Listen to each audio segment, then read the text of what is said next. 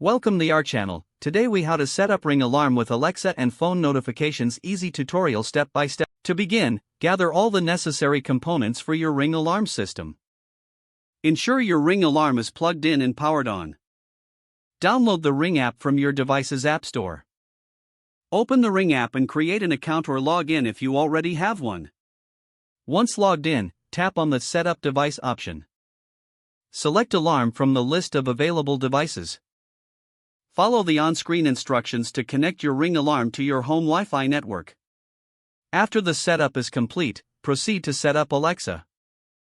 Open the Alexa app on your phone.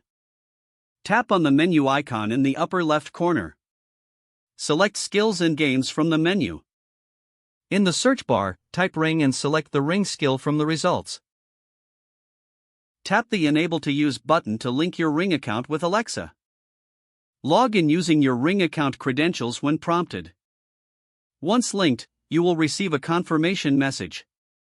To enable notifications on your phone, return to the Ring app. Tap the three-line menu icon and select Settings. Choose Notification Preferences from the list. Make sure that notifications for your alarm are turned on. You can customize notification types based on your preferences. Next, check your Alexa device settings for notifications.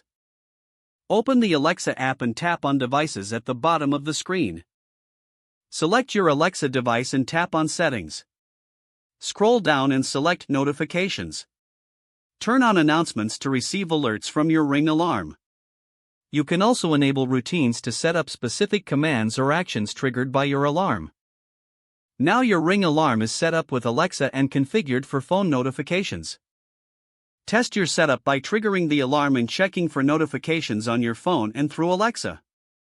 If the page does not load, refresh the browser or try again in a private or incognito window. Make sure you are using the correct email address, then retype it carefully to avoid small typos. If your password is not accepted, use the Reset option and create a new strong password you can remember.